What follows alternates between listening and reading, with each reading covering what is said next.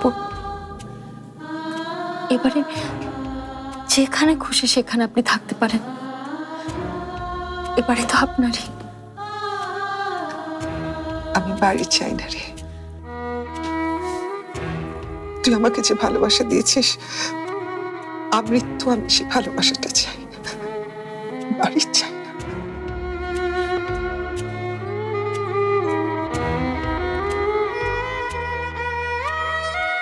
এই যে এই কারণে আমি তোমাদের দুজনকে অপছন্দ করি।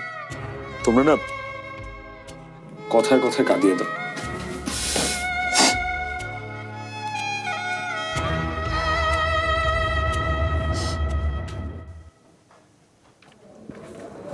Good morning sir. Morning. Sir, Rahman স্যারের ফাইলটা স্যার।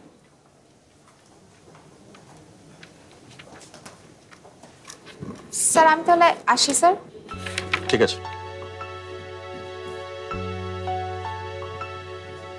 স্যার আজকে ওই মেয়েটাকে দেখেছি। ভালো, ঠিক আছে। কি ঠিক আছে স্যার? আরে তুমি বললে না কি দেখেছো, ঠিক আছে তো? আপনি না আমার কথা বুঝতেই পারেননি স্যার।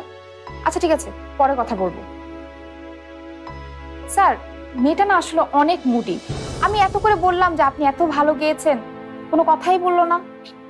কি বললে? মানে কি হয়েছে? কার প্রশংসা করলে? স্যার মায়া কালকে যে গান গাইলো, ওই যে আপনি যার সাথে বাইরে দাঁড়িয়ে কথা বললেন, এর মধ্যেই ভুলে গেছেন।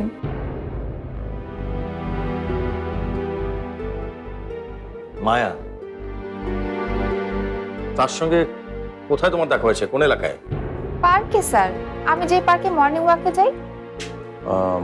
মানে ধানমন্ডিতে? হ্যাঁ স্যার, আমি তো নিয়মিত পার্কে যাই না, মাঝে মাঝে যাই। আজকে হঠাৎ দেখলাম সেও। ধানমন্ডি পার্কে? হ্যাঁ স্যার, সেও হয়তো দৌড়ানোর জন্য। তাহলে ধানমন্ডিতেই থাকে উনি, তাই না? হ্যাঁ তেমনই তো হওয়ার কথা, কিন্তু তাতে কি হয়েছে? না না কিছু না। Okay sir. আচ্ছা শোনো, ও তো অফিসের প্রোগ্রামে এসছে, তার মানে অফিসে ওর ইনফরমেশন গুলো আছে, তাই না? স্যার এগুলো তো আসলে থার্ড পার্টি অ্যারেঞ্জ করে, কিন্তু আপনি চাইলে আমি খোঁজ নিতে পারি। না না না, খোঁজ নেওয়ার দরকার নেই, এমনি ঠিক আছে। ওকে।